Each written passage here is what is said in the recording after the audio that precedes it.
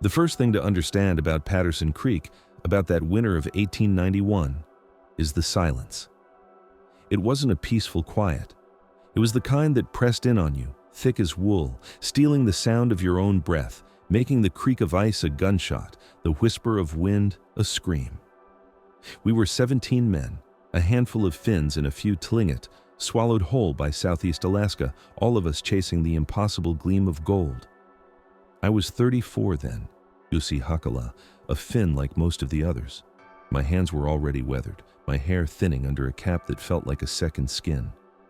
I wasn't one for grand words, just observation. And what I observed, as the days shortened and the cold clamped down, was a world trying to shake us off like fleas. The spruce and hemlock stood like silent sentinels, heavy with snow, their branches skeletal against a sky that was either a dull, oppressive gray or, on rare nights, a terrifying, indifferent dance of green and purple light. The air itself was a blade, constantly trying to find its way to your bone. Our camp was a cluster of rough-hewn cabins, little more than shacks, perpetually wreathed in the smoke of pine resin and damp wool. Henrik Korvala, our foreman, had built most of it. He was a man forged from harder winters than I'd ever known, broad-shouldered, with a salt and pepper beard that captured ice more often than not. His voice was a low rumble, accustomed to giving orders and just as accustomed to seeing them obeyed. He valued common sense, practicality. Henrik was the rock we clung to. His wife, Alina, was the anchor. Her hands were as calloused as any man's, her face etched with the lines of a hard life, but her eyes held a defiant spark. She kept our supplies, cooked our meals, and managed to keep a kind of order among us. She could handle a rifle as well as any man, and I saw her look at the wilderness with a quiet understanding that went beyond mere fear. There was Thomas, Henrik's partner, a man in his early 30s with a booming laugh that could cut through the cold and a perpetually optimistic outlook. His sandy blonde beard was thick, framing a warm, open face. He carried a worn photograph of his wife and young children back home, showing it around the fire with a pride that made us all ache a little for what we'd left behind. Thomas was the heart of our camp, the one who reminded us why we were here, what we were working for. And Kaunax, the Tlingit elder. Lean, wiry, his face a roadmap of wrinkles, his eyes dark and ancient. He spoke little, but when he did, his words were chosen with a care that made you listen. He understood the land in a way we Finns never could, a deeper, older understanding. He watched, always watching, and when he looked out into the frozen woods, there was something in his gaze that spoke of knowledge we didn't possess. Then there was Taro, barely out of his teens, new to Alaska and full of youthful bravado, slim, with nervous energy that kept him fidgeting, his bright, eager eyes darting everywhere. He talked a lot, boasting, trying to impress, quick to dismiss any talk of old wives' tales or superstitions. He was the kind of boy who needed to believe he was invincible, that the world was a simple thing, easily conquered. The gold itself was hard won. Days were a grueling cycle of pickaxes and shovels, chipping away at the frozen earth, the constant battle against the cold draining your strength, your will. We worked, we ate, we slept, dreaming of fortunes that felt further away with every passing silent day. The isolation was a thing you could feel, a weight on your chest. We were cut off, miles from anywhere, the ice on the fjords impassable, trapping us until spring. It started subtly, not with screams but with quiet disappearances. 3 men, one by one, vanished in the span of a few weeks. The first, a young fellow named Kari, went out to check his trap lines and never came back. We searched, of course. For days we combed the snow, called his name until our throats were raw, found nothing but fresh snow, pristine and mocking. Henrik, practical as always, blamed it on a slip on the ice, a hidden crevasse, the unforgiving nature of the winter. Another, a gruff old prospector named Pekka, simply wasn't in his bunk one morning. His axe was gone, his pack. We assumed he'd packed up and tried to walk out, driven mad by the isolation or perhaps by greed. A fool's errand, we all knew. He wouldn't have made it far. The third, a quiet man named Laurie, disappeared from his shift at the claim, just gone. His tools lay where he'd left them, but Laurie himself had simply evaporated into the biting wind. 3 men. Gone. We mourned, of course, but the frontier was brutal. Accidents happened. The wild took its toll. It was the brutal cost of the gold. We rationalized it. We had to. To think otherwise was to let the cold creep not just into your bones, but into your mind. But then, the voices started. It wasn't a whisper at first, not a faint sound. It was a woman's cry, clear as a bell, echoing across the frozen creek, carrying impossibly far on the still, heavy air. It snagged in the throat, a sound so profoundly wrong out there in the dead of winter. Miles from any settlement, no women, no children, just us.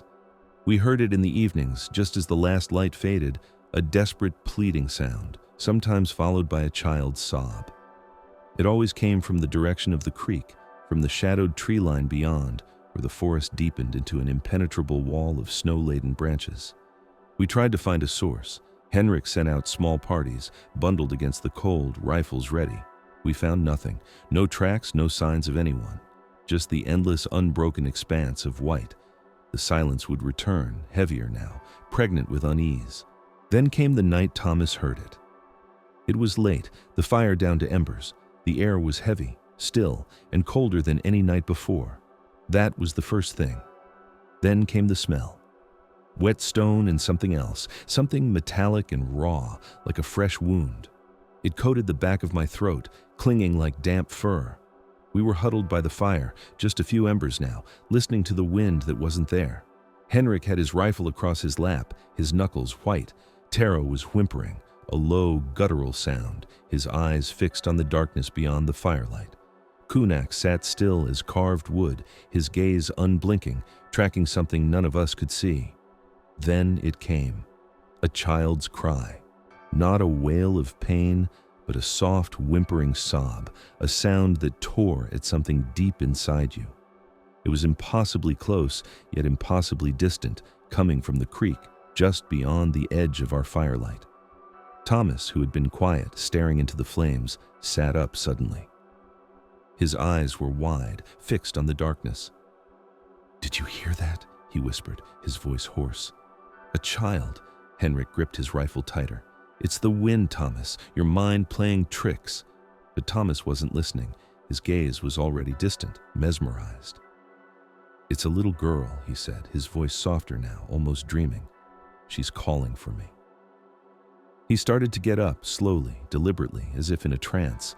We tried to stop him. Henrik reached out, grabbing his arm. "Thomas, no, stay by the fire!" But Thomas shrugged him off, his strength surprising. He walked away from the warmth, towards the creek, towards the sound. The child's cry was clearer now, more insistent, a sorrowful little voice pleading for help. It was the sound of everything Thomas held dear, everything he missed, everything he had left behind. "Thomas, come back!" Alina's voice, usually so steady, was laced with terror. I scrambled up, grabbing my own rifle, following Henrik. We moved through the deep snow, crunching loud in the suffocating silence.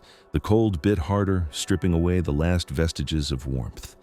Up ahead, Thomas was already at the edge of the creek, now waist-deep in the impossibly still, freezing water. His eyes were wide and blank, staring at something we couldn't see, something beyond the black surface. The child's cries were all around him, echoing, calling him deeper. Then, I saw it. Just beneath the water's surface, a dark, sleek form. It moved with an unnatural grace, circling Thomas, almost brushing against his legs. It was too fast, too fluid, too large for any otter I had ever seen. The dim light of our distant campfire barely reached it, reflecting off its wet skin, making it seem to shimmer and vanish. Henrik roared, a primal sound of fury and fear. He plunged into the icy water, ignoring the brutal cold, reaching for Thomas. He grabbed him, pulling him back, fighting against Thomas's strangely unresisting weight. The cold was instant, paralyzing. I could feel it radiating from the creek, a deep, chilling dread. We dragged Thomas out, his body already stiffening, his lips blue. His eyes, though, were still fixed on the creek, on the darkness. The child's cries had faded, replaced by that heavy, suffocating silence. We laid him by the fire, wrapping him in blankets, trying to bring warmth back to his hypothermic body. But it was too late. His breathing was shallow, his eyes glazed. He shivered violently, his teeth chattering uncontrollably. Henrik knelt beside him, his own face a mask of grief and helplessness. Thomas struggled to speak. His eyes met Henrik's, and then mine. They were full of a terror that went beyond the cold, beyond the pain. He coughed, a rattling sound, and then, with a last desperate gasp, he whispered words that would haunt us all for the rest of our lives. The ones who wear stolen faces. Then, he was gone. His death was the first devastating blow. 3 men had vanished before him, dismissed as accidents. But Thomas was different. We had seen him lured. We had seen him taken. We had seen the dark, sleek form in the water, and we had heard his last chilling words. The camp, still reeling, still trying to grasp the reality of his absence, began to understand. Mere exposure wasn't our only enemy. The vast, indifferent wilderness had another kind of hunger. And it had learned our names.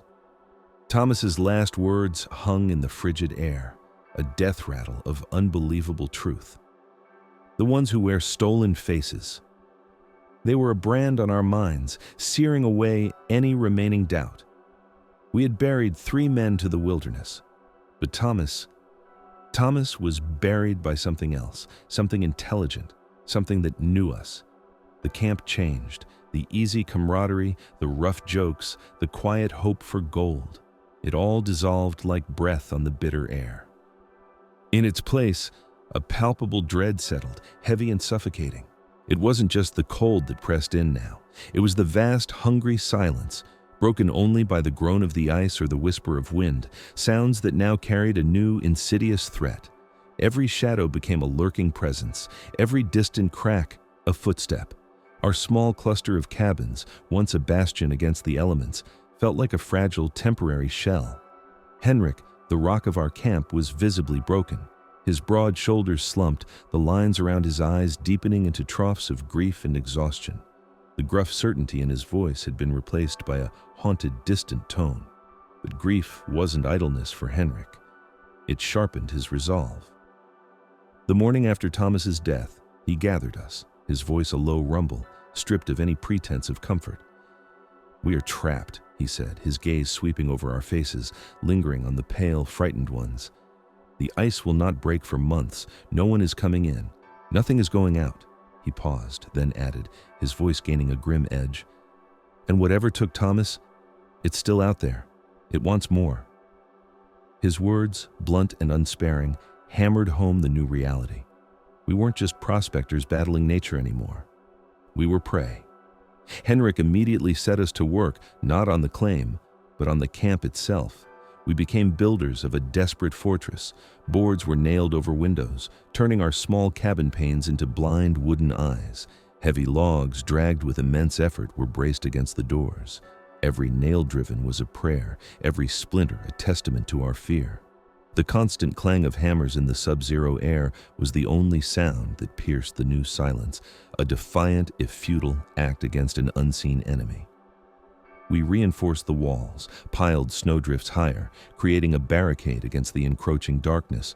We were building a cage, but we weren't sure if it was to keep things out or to keep ourselves in. Rations were tightened. Alina, Henrik's wife, took charge, her face grim but resolute. Her presence, usually a grounding force, now felt like a desperate anchor against a rising tide of madness. She measured out the flour, counted the dried meat, her strong hands moving with a precise, almost ritualistic care. We ate our meager meals in silence, huddled close to the fire, our eyes constantly darting towards the windows, towards the reinforced doors. It was Kunax, our Tlingit guide, who finally spoke the name we dared not think. He had watched us work, his ancient eyes seeing something far beyond the wood and nails.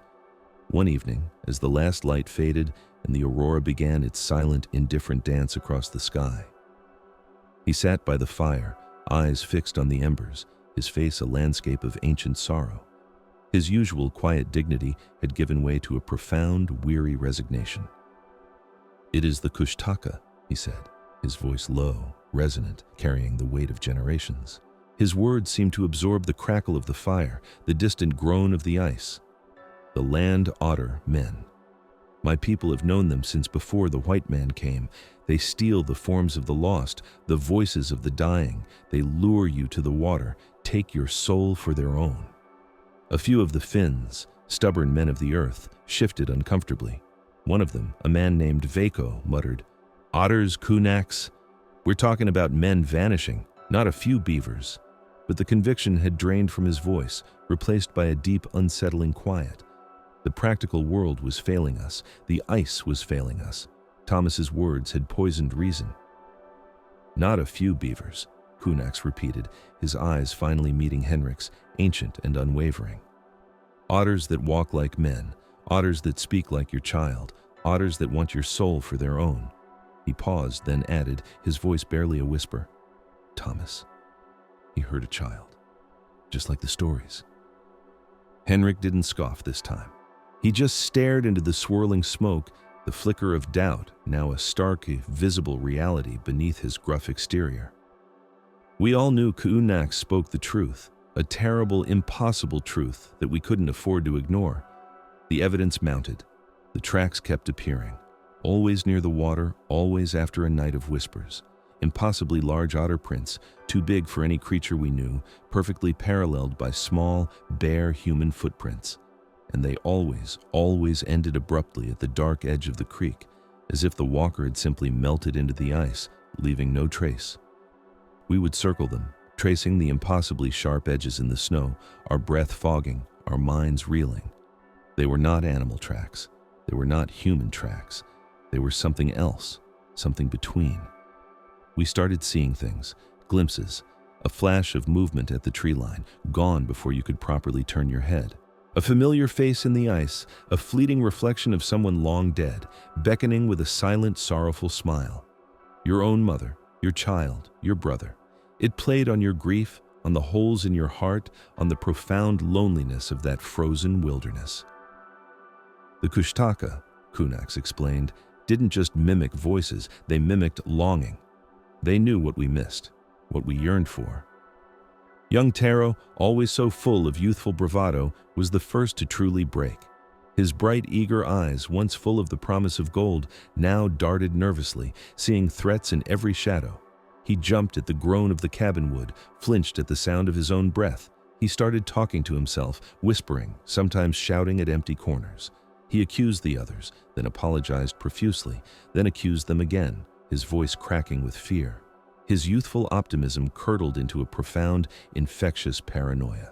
He saw his dead sister in the ice, he swore, begging him to come play, her smile perfect, her hand reaching out. His fear was a disease, spreading through the small, confined space of our camp, turning our stomachs, fraying our nerves. He was a mirror, reflecting our own unspoken terror. The Kushtaka's tactics evolved, growing bolder, more insidious. They didn't just call with a child's sob anymore. They called with the specific, intimate voices of our dead. They knew our names, they knew our histories, they knew our grief. One night, the cries came again. Not a child this time, but the voice of a man calling for his wife. It was Auntie's wife, we knew it.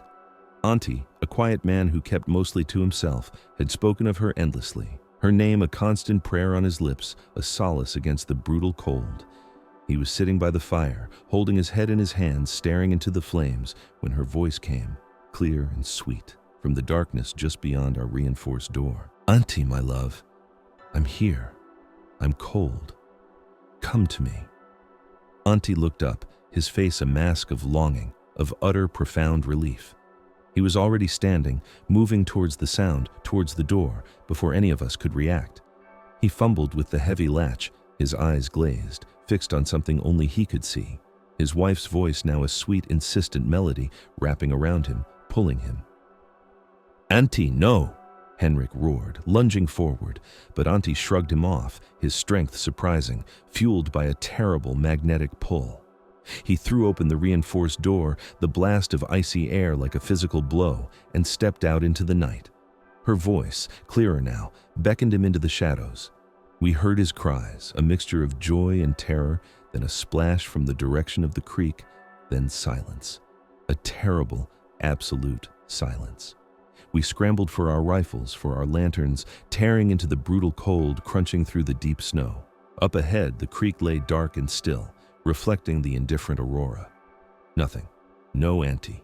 Just the dark water, and at its edge, a single, impossibly large otter print next to a small, bare human one, ending abruptly, as if the walker had simply ceased to exist. We stood there, shivering, our lanterns casting a frantic, useless glow on the empty snow. 8 men now, 8 of us gone. The wind picked up, a mournful howl, carrying with it the faint metallic scent of wet stone and fresh blood. The Kushtaka had learned our names, and now they knew our grief. The horrifying reality of our intelligent, unseen predators had solidified. There was no denying it. We were being hunted, and spring felt a lifetime away. The camp was no longer a place of work or even of grim survival. It was a tomb, its walls thin against the vast, hungry darkness. Every creak of the timber, every whisper of the wind against the eaves was a threat. We were under siege, not by men, but by something far older, far more insidious. Our world had shrunk to the flickering circle of firelight, beyond which lay only the impenetrable waiting cold. No one dared to venture alone. Even in groups, the weight of the wilderness pressed in, making our breaths shallow, our movements furtive.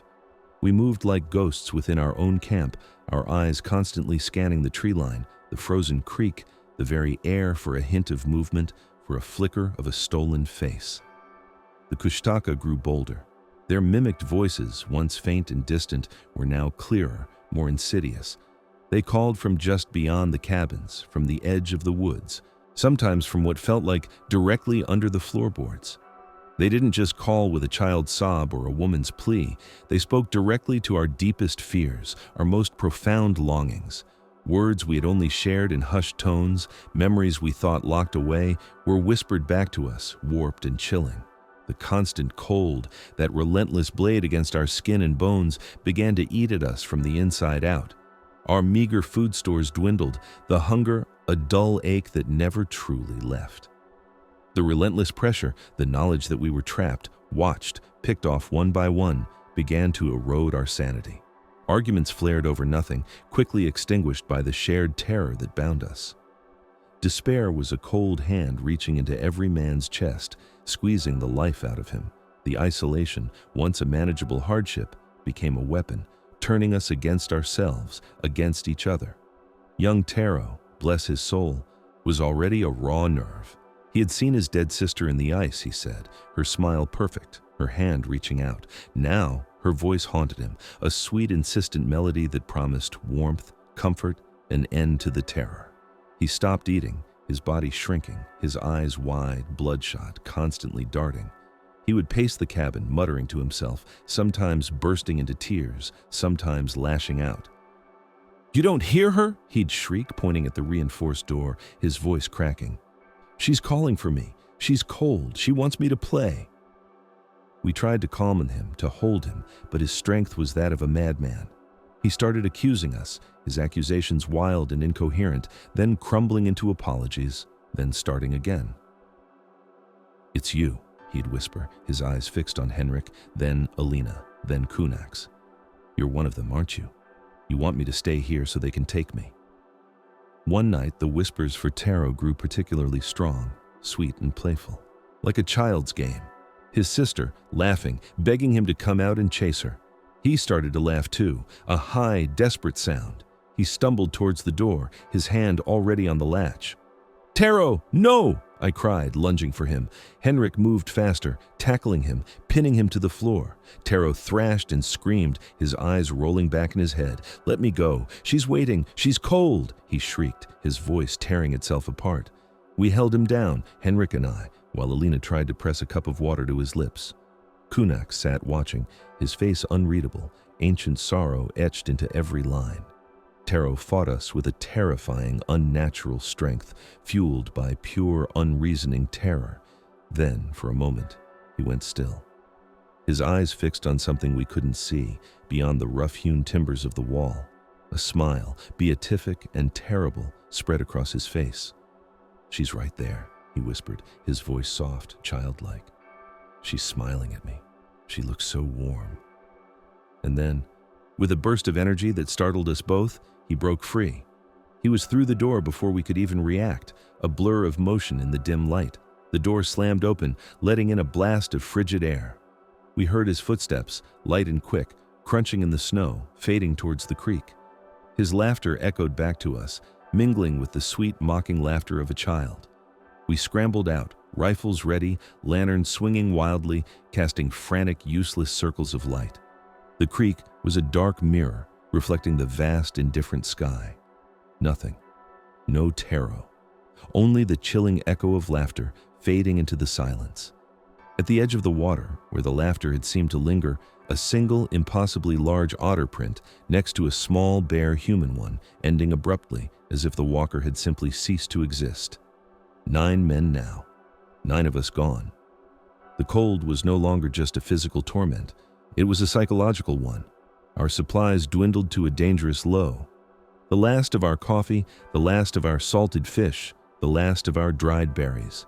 We had a cache of emergency supplies buried deep in the snow about a mile up the creek, meant for just such an emergency. It was a risk, a terrible, desperate risk, but without it, we wouldn't last another week. Henrik, his face gaunt, his eyes haunted, made the decision. We go at first light, he said, his voice a low rumble, devoid of its usual authority. 3 men, Jussi, Veikko, and myself. Kunaks, Alina, you stay here. Keep the fires hot, the doors barred, don't open for anyone. The next morning, the air was a cutting blade, colder than any morning before. The sky was an oppressive gray, heavy with unspoken snow. We walked in a tight formation, our rifles held ready, our breaths pluming white in the frigid air. Every shadow seemed to writhe, every groan of the ice sounded like a predator's sigh. The silence was broken only by the crunch of our boots in the snow and the frantic pounding of our own hearts. We reached the cache site, a small rise overlooking the creek. The snow was deep, undisturbed. Henrik began to dig, his shovel scraping against the frozen ground. Veikko, a burly Finn, kept watch, his eyes darting. I stood with my rifle raised, my senses stretched thin, feeling the prickle of unseen eyes on my back. Then, the smell. Wet stone and something else, metallic and raw, like a fresh wound. It coated the back of my throat, clinging like damp fur. It was the smell of the Kushtaka. "Henrik," I whispered, my voice barely a breath. The smell. He looked up, his face grim. Veikko turned, his eyes wide with terror. Then came the voice. Not a child, not a woman. A man's voice, rough and familiar. It was Veikko's brother, Akseli, who had died years ago in a logging accident. "Veikko, you left me out here. Come help me, I'm stuck." The voice was close, impossibly close, from the trees just beyond the rise. Veikko whimpered, a low, guttural sound, his rifle slipping in his numb fingers. He started to move, his eyes glazed, drawn by the desperate plea. "Veikko, no!" Henrik roared, dropping his shovel and lunging, but it was too late. From the dark tangle of spruce, something moved. Not a man, not an otter, something sleek, dark, too fluid, too fast. It burst from the shadows, a form that was almost human but utterly wrong, its movements a grotesque parody of a man, its limbs too long, its head too small. It moved with an impossible grace, a terrifying speed. Veikko cried out, a strangled sound as the creature grabbed him. Its skin was dark and wet, like polished stone, reflecting the dim light of the gray sky. It wasn't a human face it wore, not exactly. It was a shifting, indistinct horror. A suggestion of features that never quite solidified, always on the verge of becoming something else. It was an absence, a void where a face should be. Henrik fired his rifle. The shot echoed sharp and flat in the frozen air. The creature shrieked, a sound like tearing metal, and let go of Veikko. But it didn't fall. It simply melted back into the shadows of the spruce, a dark ripple in the dim light. Veikko lay in the snow, clutching his arm, blood already blooming dark against the white. His face was a mask of terror, his eyes wide, staring at the empty tree line. "It touched me," he whispered, his voice choked with horror. "It touched me." We got the supplies, frantically, our hands numb with cold and fear. We dragged Veikko back to camp, his arm mangled, a deep, oozing wound where the creature had gripped him. Alina tended to him with what little medical supplies we had, her face grim. She knew, as we all did, that infection in this place, in this cold, was a death sentence. Veikko would not last. His screams started a few days later, soft at first, then growing louder, more delirious, until they abruptly ceased in the dead of night. 10 men now, 10 of us gone, 7 remaining.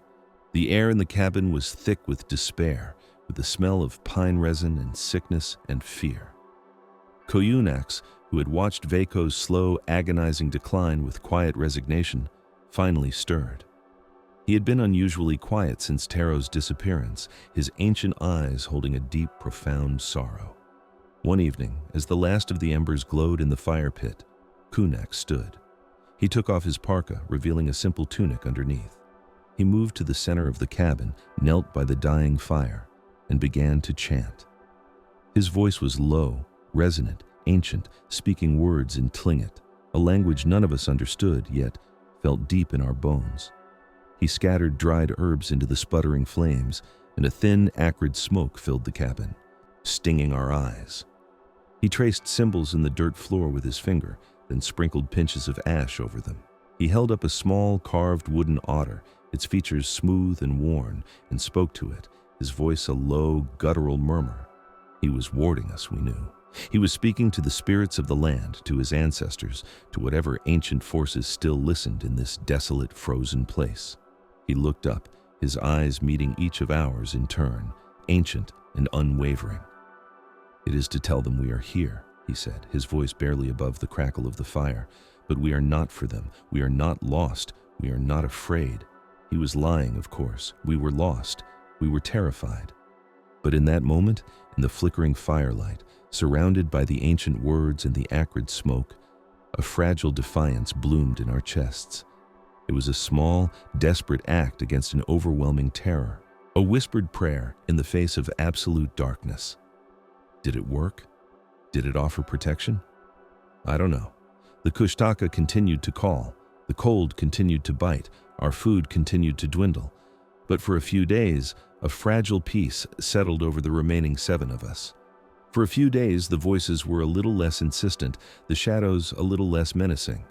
It was a temporary reprieve, a moment of breath before the final brutal assault we all knew was coming. Spring was still weeks away, and the ice held us fast. We were waiting. And they were waiting. Spring was still weeks away, and the ice held us fast. We were waiting. And they were waiting. The fragile peace Kaunax's ritual had brought didn't last. It was a shield of words and smoke, and it could not stand against the relentless hunger that surrounded us. The Kushtaka returned with a new ferocity. Their calls were no longer distant whispers. They were close, right outside the reinforced walls of our cabins. They mimicked the voices of our wives, our mothers, our children with a horrifying perfection. They called out our names, pleading, weeping, demanding. It was a constant assault, hammering at the thin membrane of our sanity. We huddled in the main cabin, the 7 of us, Henrik, Alina, Kaunax, myself, and 3 other men, Auntie, Marcus, and Penty. We were gaunt, our eyes sunken, our skin waxy under the dim lamplight. Hunger gnawed at us, a dull ache that never left.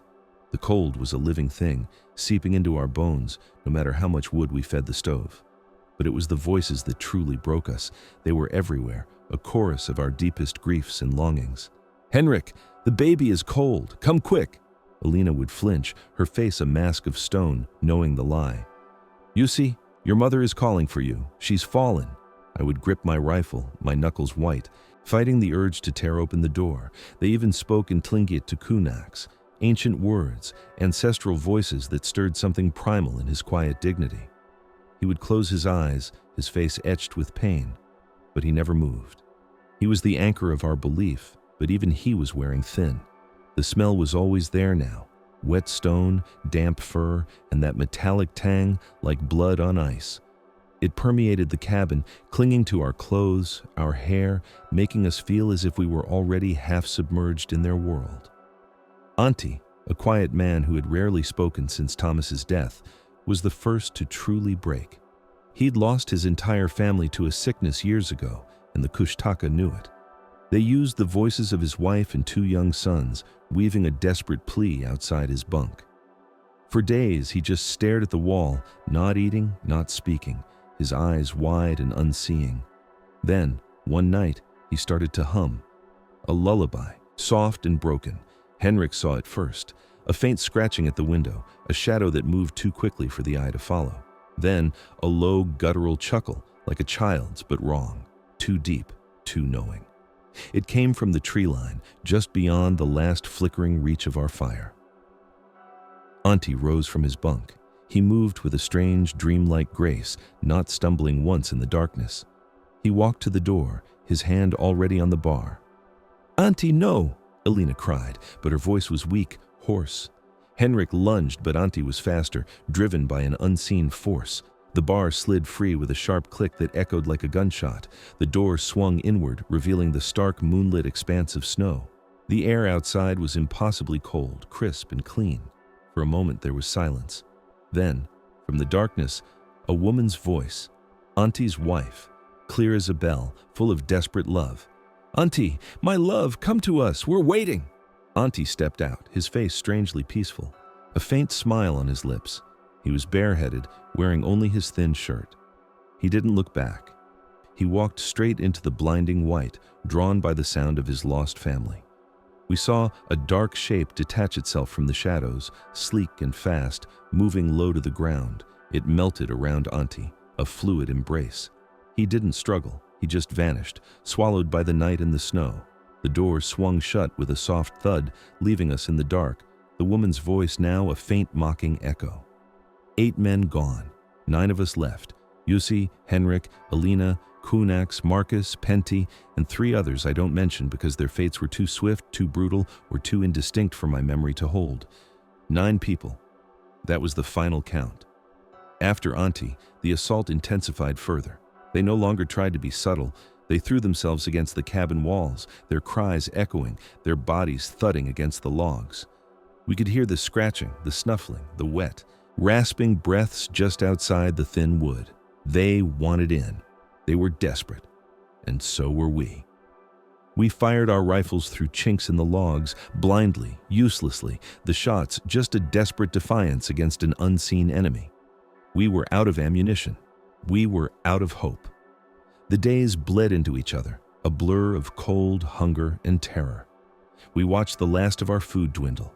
We spoke in whispers, hoarding our breath, our energy. We thought we would die there, one by one, swallowed by the ice and the voices. Then, one morning, something shifted. The air was different, not warm, not yet, but softer, less hostile. We heard a new sound, a faint, persistent dripping, water, running water. The ice was breaking. It started slowly, a groan from the deep, a crack that resonated through the frozen earth. Then another, louder. The cabin itself seemed to shudder. We crawled to the window, peering through the small, iced-over pane. The creek, which had been a solid, unmoving sheet of white for months, was stirring. Dark lines spiderwebbed across its surface.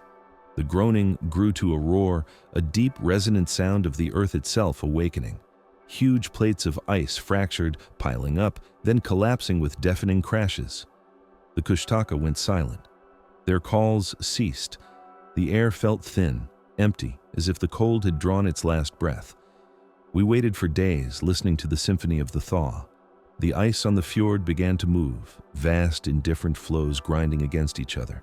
And then, through the mist, through the breaking ice, a sound that was not the wind, not the water, not the groan of the earth. A whistle, sharp, clear, human. Marcus, who had not spoken for days, let out a sob. Penny, his face streaked with tears and grime, began to laugh, a high, hysterical sound. We stumbled out of the cabin, the 9 of us. Our legs were weak, our bodies emaciated, our clothes hung in tatters, our faces were gaunt, our eyes wide and haunted, staring out at the chaotic beauty of the breaking ice.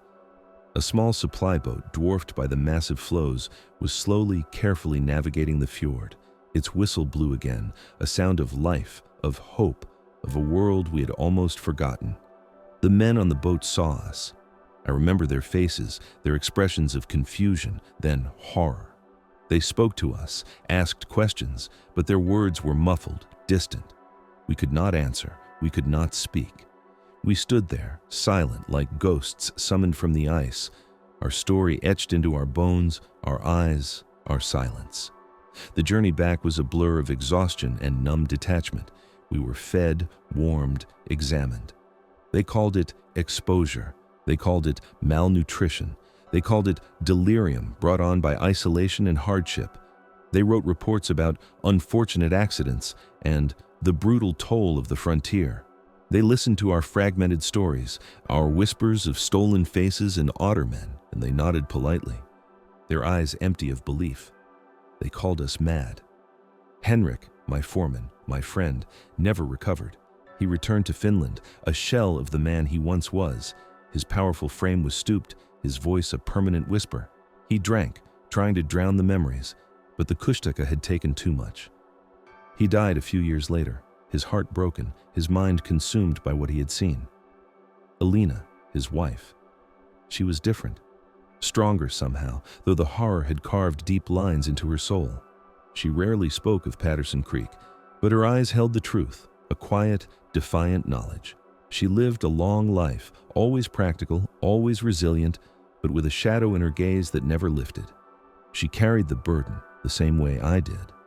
Kunax, the Tlingit elder, he returned to his people.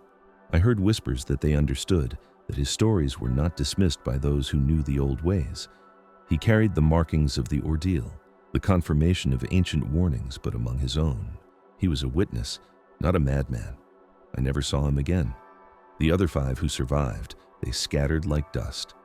Some died within the year, unable to escape the cold grip of memory. Others drank themselves to death or simply faded away, their minds broken, their lives haunted. None of them ever spoke of what truly happened, not to outsiders. They carried the secret, a toxic burden, until it consumed them. I am the last one. Jussi Hakala. I carried this story for 50 years. I watched the papers call it unfortunate accidents, watched the territorial government dismiss our reports, watched good men drink themselves to death trying to forget. I am an old man now, my breath growing shallow. My hands are gnarled, my hair thin and white. My body is failing, but my memory is sharp, clear, cold as the ice on Patterson Creek.